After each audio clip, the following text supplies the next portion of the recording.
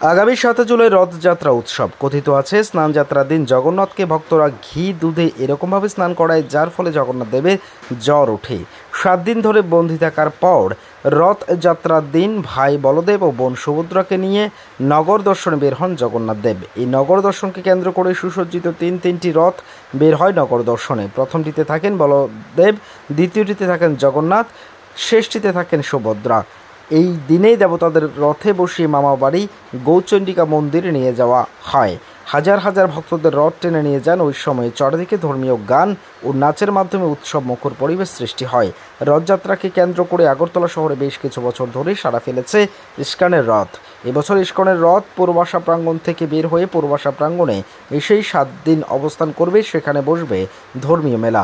প্রস্তুতি চলছে রথ তৈরি। ইস্কন মিশনের মহারাজ জানান, প্রশাসনের নির্দেশিকা মেনে এবছর তৈরি হচ্ছে তাদের রথ। কোনো ধরনের দুর্ঘটনা যেন না ঘটে সেদিকেও লক্ষ্য রাখা হবে। পাশাপাশি ভক্তবিন্দুদের এই রথযাত্রা উৎসবে অংশগ্রহণের জন্য আমন্ত্রণ জানান তিনি। হরে কৃষ্ণ। জগন্নাথ রথযাত্রা উৎসব কি জয়।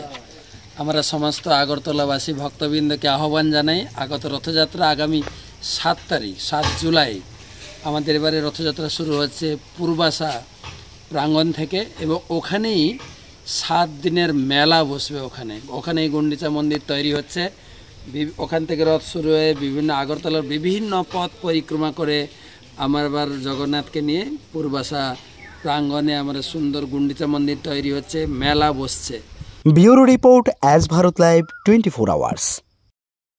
এবার আপনার শহর শান্তির বাজারে এসে গেল সর্বসুবিধাযুক্ত প্যাথোলজি অ্যাপোলো ডায়াগনস্টিক।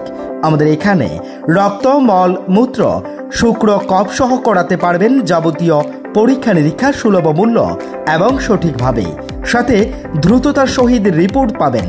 তাই সর্বসুবিধাযুক্ত পরিষেবা নিতে আজই যোগাযোগ করুন অ্যাপোলো ডায়াগনস্টিক সেন্টার, শান্তির বাজার অন্তর্গত সুগার মিলের পাশেই। তাই সর্বসুবিধাযুক্ত পরিষেবা নিতে আজই যোগাযোগ করুন অ্যাপোলো ডায়াগনস্টিক সেন্টার, শান্তির বাজার অন্তর্গত সুগার মিলের পাশে।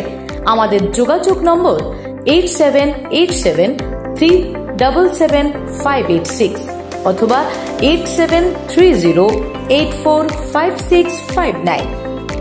ধন্যবাদ।